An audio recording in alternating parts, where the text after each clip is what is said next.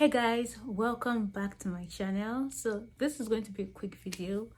In case some of you are not aware, you can now renew your visa without an interview as an international student. So I just wanted to quickly explain the process so you can get yours renewed as soon as possible. Okay, it's actually stress-free. It's really easy.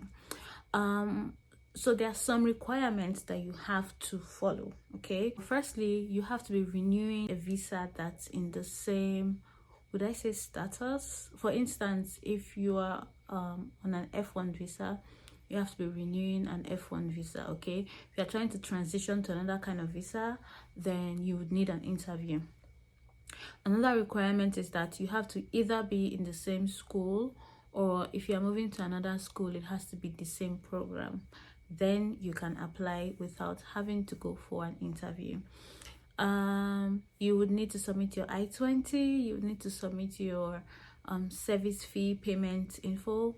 Now, for the service fee, you don't have to pay again. If you've paid already, if you've never been out of status, you do not have to pay again. Okay, now out of status does not mean that your visa expired. Even if your visa expired, as long as you are still in school, you are still in status. Okay, so you do not have to pay the service fee again. Basically, the instructions are actually there on their website, so don't allow anyone deceive you or ask you to pay money for the information that is already there for free. Do you understand? Yeah. I think there are just two submission areas in Lagos. I'm talking about Lagos because it's Lagos that I know, and so there's DHL Isolo and DHL Ikeja. Basically, you are going to go there with all the documents that have been required of you. You go there, go with your I-20, your service fee receipt, the printouts during the registration, so your confirmation slip, your DS-160 slip, your GT Bank payment slip, your passport. So if you have a passport that already expired, you have to go with all your passports. And then you need one 5x5 passport photograph. It has to be a white background, and yeah, they just need one copy. So the requirements might change from time to time, so always check to be sure. Okay, this is what the requirement looks like. Just go straight to the website or just Google interview waiver qualifications or interview waiver requirements Nigeria. Just Google it, you'll find it. It's really easy to find. One thing I didn't tell you guys was that if you were denied the last time you had an interview, then you do not qualify for a waiver, because they would want to interview you to see if you still qualify for a visa. Go through the requirements, go to the website to be sure. Okay, sometimes they keep updating and changing things, so always go there to check just to be sure. Yes, those are the things that you would need, but still consult the website to be sure that they've not made any significant changes.